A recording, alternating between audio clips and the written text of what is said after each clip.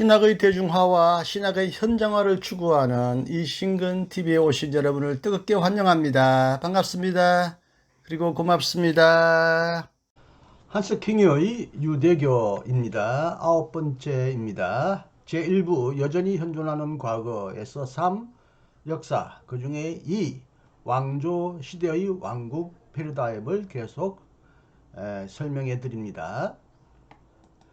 유대교의 패러다임 전환을 보여주는 이 도표에서 우리는 두 번째 패러다임에 머물고 있습니다. 국가 이전 시대의 부족 패러다임을 거쳐서 거기로부터 출발하여 지금 두 번째 왕조 시대의 왕국 패러다임에서 우리는 지금 유대교를 공부하고 있습니다.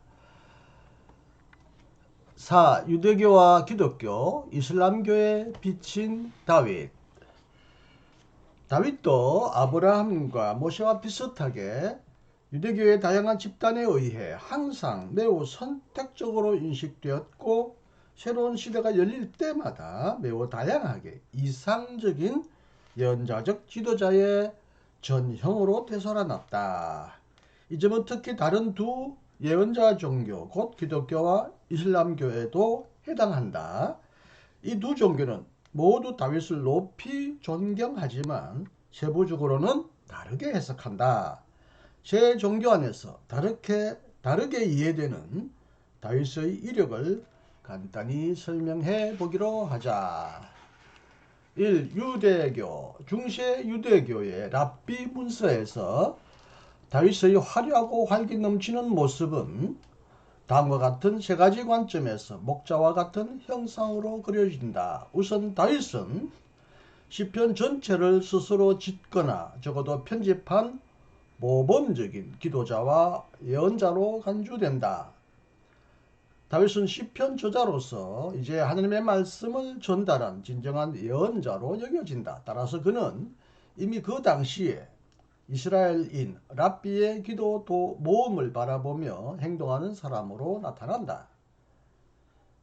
다시 말하면 그는 시편 속에서 단지 자기 자신만을 위해서가 아니라 온 이스라엘을 위해 말하는 이스라엘의 전형이다.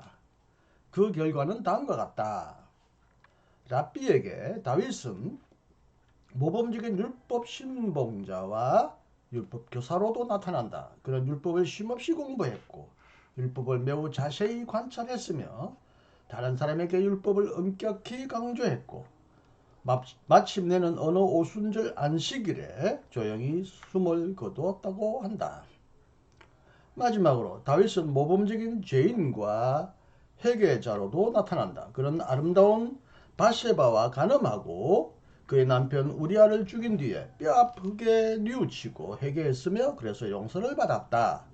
비록 다윗은 랍비들에게 널리 비판도 받았지만 그렇기 때문에 그의 간음죄는 도리어 면제를 받았다. 다윗의 정조모 룻이 유대인이 아니라 모압인이었다는 사실은 부족의 다윗 반대자들에게 논쟁거리로 이용되었고 탈무드에서도 여전히 논쟁되었지만 랍비의 해석을 통해 삭제되었다. 특히 다윗이 유대인 어머니에게서 태어났다는 것은 이로써 분명해진 것이 아니었고 날조되어야 했다. 따라서 다윗의 출생은 종종 신학적으로 매우 강하게 미화되었고 다윗은 심지어 일종의 하나님의 원형처럼 되었다. 세상이 창조된 것도 다윗 때문이었다는 것이다.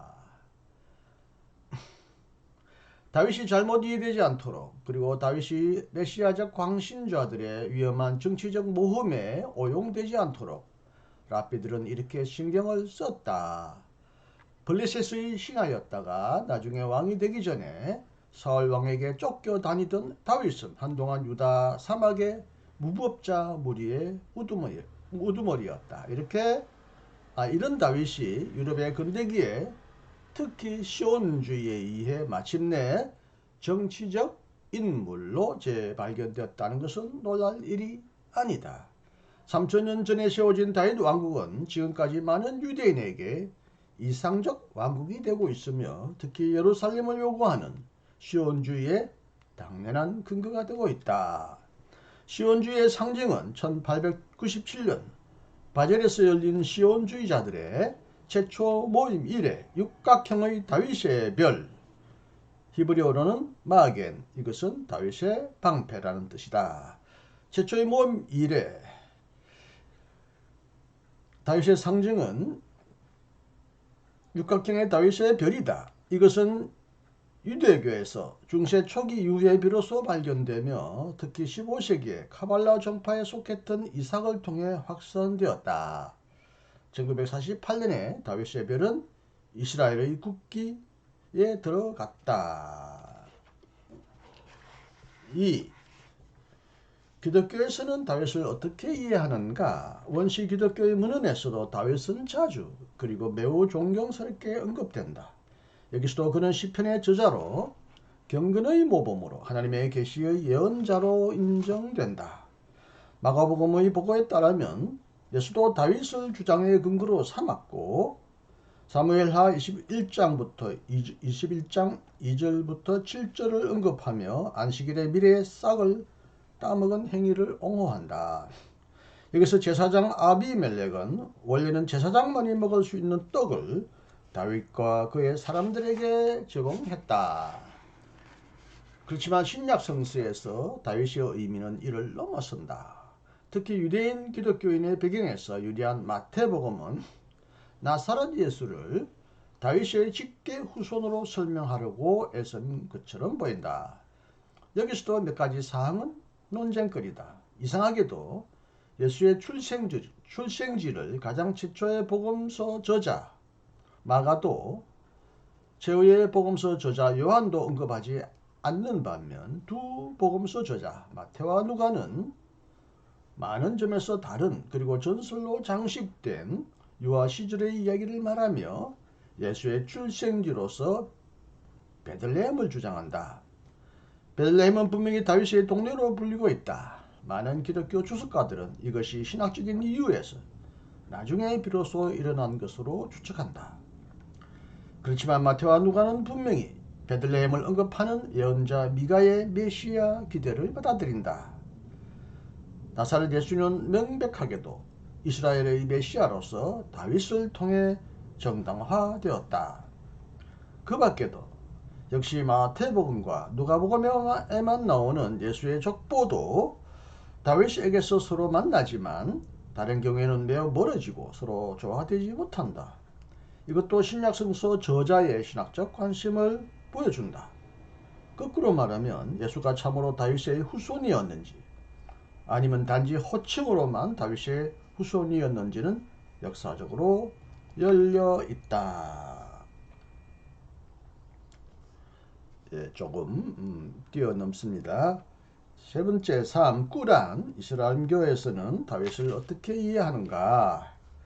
이미 아브라함과 모세도 그랬듯이 다윗은 이슬람교의 성서에서도 탁월한 인물이다. 이미 이슬람교 이전에 아랍어를 쓰던 시인들은 다윗이나 그의 아들 솔로몬을 철갑옷의 발명자로 칭송한다.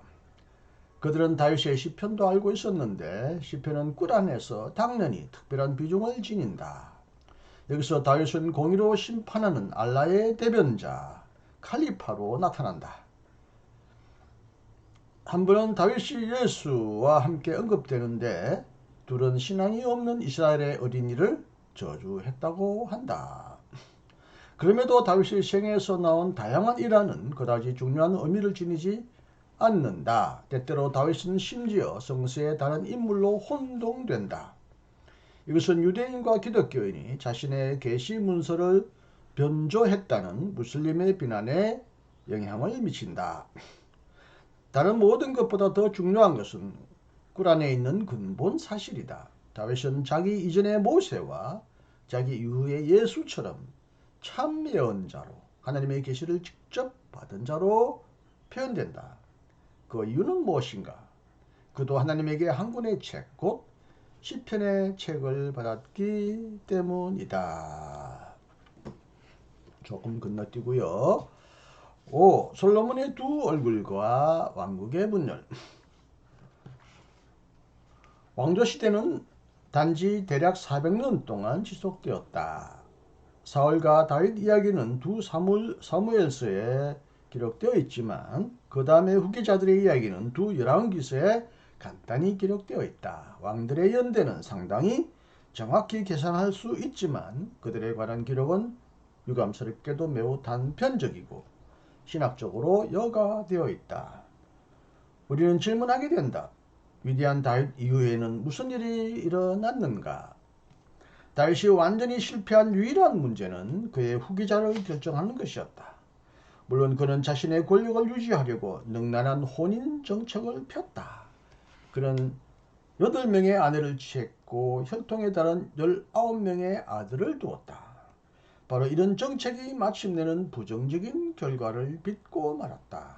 그리고 다윗의 종말은 여러 가지 비극의 특징들도 보여준다. 첫 왕자 암논과 그의 이복자매 다말 간의 근친상간, 형 압살롬의 명령에 따른 암논 살해, 왕자들의 피신, 압살롬의 반역, 다윗의 피신, 압살롬 추적과 살해, 다른 왕자 아도니아의 음모와 실패, 궁중 예언자 나단과 그 당시에 다윗의 유혹을 받았던 바세바의 개입에 따른 아들 솔로몬의 통치자 지명, 솔로몬의 왕좌 등극과 모든 반대 세력, 특히 아도니아의 축출. 권좌에 오르자마자 솔로몬은 모순적인 모습을 보이기 시작했다. 그의 잔인한 행동이 많은 칭송을 받은 그의 지혜와 3000개의 잠언과 1005개의 시가와 실제로 어떻게 조화될 수 있는지는 역사적으로 전혀 설명할 수 없다. 분명히 이미 그 당시에 이집트에서 잠언과 시가 속에 들어있는 삶의 지혜가 수용되었고 점차로 야훼 종교 안으로 통합되었다. 이집트를 배경으로 지어진 왕의 이야기에 따르면 솔로몬은 왕의 언약을 통해 정치적 인정을 받기보다는 하나님과의 만남을 통해 하나님의 인정을 받았다. 열왕기상에 나오는 솔로몬의 통치 기록은 연대기적인 순서가 아니라 논리적인 순서를 따르고 있다. 유명한 솔로몬의 재판은 아마도 떠도는 전설이었을 것이며 솔로몬이 썼다고 생각되는 문헌, 잠언, 아가서, 전도서, 솔로몬의 지혜서는 후기의 위서다. 가짜 문서다. 이런 뜻이죠. 위서. 역사적인 솔로몬과 일상적인 인물로 묘사되는 후기의 솔로몬을 구분하는 것은 불가피하다. 이에 관해서 오늘날 학자들은 일치된 견해를 보이고 있다. 후기의 표와 같은 솔로몬의 모든 영광은 단지 역사적 현실의 한 측면만을 말하고 있다. 이 말은 특히 솔로몬의 궁전과 비교하면 오히려 간소한 영광스러운 성전 건축을 통해 표현된 것이다.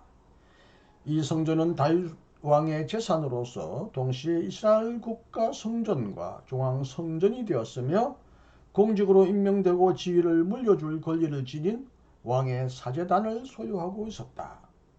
국가의 성전과는 정반대로 하나님의 법궤는 급속하게 중요성을 상실했다. 한 집을 다스리는 왕이 된 야훼는 이제부터 성전 안에 머물러 있다. 왕은 이제 단지 즉흥적으로만 사제의 역할을 수행하는 것이 아니라 이제 영원한 사제다. 더욱이 솔로몬의 절대주의적인 통치는 요새 건설과 호위 부대의 강화를 통해 화려한 궁전 생활과 예술과 학문의 촉진을 통해 그리고 외교 관계의 장려와 확장된 교역, 바로의 딸과의 결혼을 통해 많은 이방인 부인들이 머무는 거대한 공간, 하렘을 통해 두드러지게 나타났다. 이방인 부인의 신들은 거룩한 예루살렘에서 특별한 의식을 요구했고 이로 인해 다른 신하들도 여러 신들을 혼합하며 섬기게 되었다. 그러나 이 모든 것은 역사적 현실의 다른 비극적 측면이다. 이것은 비싼 대가를 치렀다. 도시문화 속에서 왕권은 이제 백성과 그들의 풍속과 관습과는 점점 더 멀어지게 되었다. 궁전에 필요한 것을 공급하기 위해 엄격한 중앙정부와 12행정구역이 만들어졌다. 농촌 경제가 도시 경제로 바뀌었고 세금이 강요되었다. 심지어 관리의 감독 아래 백성이 강제 노역에 동원되었다. 솔로몬의 사망 이후에 관리들은 백성이 던진 돌에 맞아 죽었다. 끝으로 다윗의 시대처럼 전쟁 포로를 노예로 삼았을 뿐만 아니라 이제는 빚진 자들을 노예로 삼았다. 그들에게는 토지의 판매가 강요되었다. 그 결과로 대규모 농장이 생기고 대중은 빈곤하게 되었다.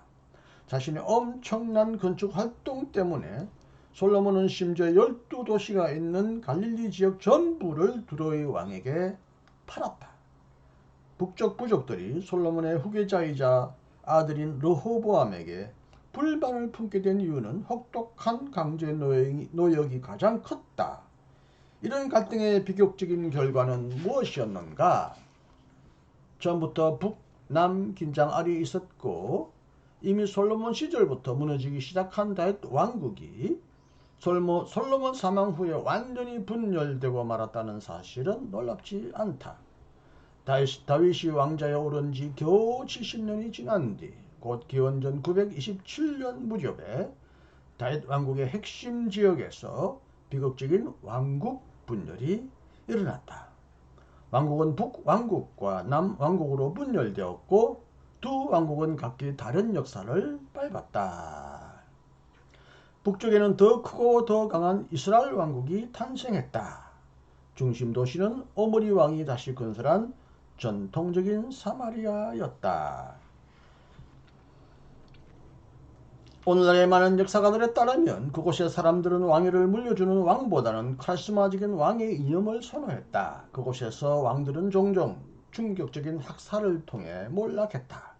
그곳의 인구 대부분은 가난한 사람들로 이루어졌기 때문에 특히 오므리 왕조는 이방 신들과 성전들을 용인함으로써 균형을 이루는 종교 정책을 꾀하려고 시도했다.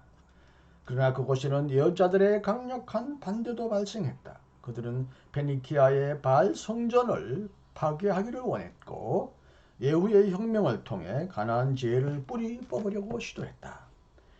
요한은 반대로 더 동떨어져 있고 폐쇄적인 남쪽에는 예루살렘을 중심 도시로 삼은 아주 작은 유다 왕국이 생겨났다. 그곳 사람들은 모든 수단을 사용하여 다윗 전통을 고수했다.